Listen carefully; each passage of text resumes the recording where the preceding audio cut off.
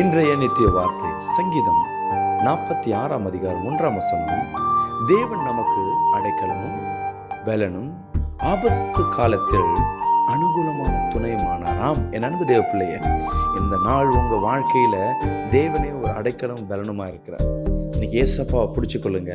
இன்னைக்கு நீங்க ஜெபம் பண்ணிட்டு இந்த நாள் நீங்க தொடங்கும் பொழுது இந்த நாள் முழுவதும் உங்களுக்கு அவர் தான் பாதுகாப்பு. அவரே உனக்கு கேடயமா இருக்கிறார். அவரே அனுகூலமான துணையுமா இருக்கார். எதை கண்டு பயப்படாதீங்க, எதை கண்டு எதிர்நோக்கி போங்க. இருக்கிற சூழ்நிலை பார்த்து சோர்ந்து போய் நிற்காதீங்க. எழும்பி நின்று உங்க சூழ்நிலைக்கு நீங்க எதிர்த்து நின்று பாருங்க. இல்லை இந்த பிரச்சனையை சமாளிக்க பாருங்க. நிச்சயமா நீங்க ஜெபம் பெறுவீங்க. ஏன்னா கர்த்தர் உனக்கு அனுகூலமான துணையும் கேடகும் பலனுமா இருக்கிறார். ஆமென், அல்லேலூயா. ஆம், என் அன்பு தேவ பிள்ளை, இந்த வசனம் ஒரு மனிதனை உண்மையாக உயிர்ப்பிக்கும்.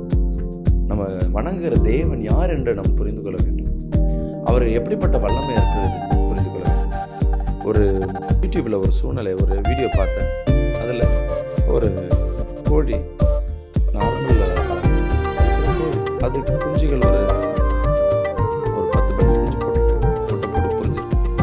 அந்த குஞ்சுகளை சாப்பிட ஒரு கருநாகம் அதுவும் படம் எடுத்துட்டு அந்த கோழியோட ஹைட்டில் நிற்குது.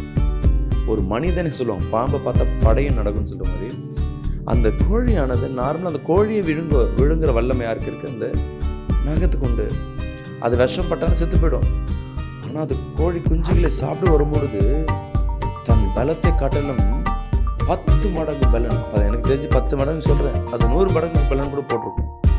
அது போடுற சீர்ற காரியத்தில் அந்த நாகமானது பயந்து ஓடுது.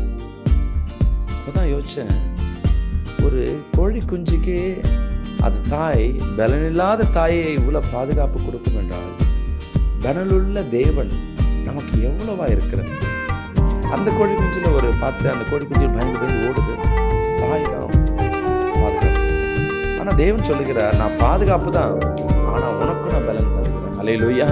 கர்த்தர் பாதுகாப்பு மட்டுமல்ல, நமக்கு அவர் பலனா இருக்கிறார். விசுவாசிக்கிறாமேன்னு சொல்றேன். எவ்வளவு நாள் ஓடி ஒளிவோம், எவ்வளவு நேரம் வெட்கப்பட்டு உட்காருவோம், எவ்வளவு நேரம் யாராவது உதவியில் இருப்போம். இன்னைக்கு கர்த்தர் சொல்றார், நான் உனக்கு துணையா இருக்கிறேன். நம்ம 4 பேருக்கு உதவும். யாரார்கிட்ட நம்ம வாங்கணுமோ, யாரார்கிட்ட உதவி நம்ம வாங்கணுமோ, எல்லாருக்கும் நம்ம உதவி செய்யணும். இன்னைக்கு கர்த்தர் மத்தியில் இருக்கிறார்.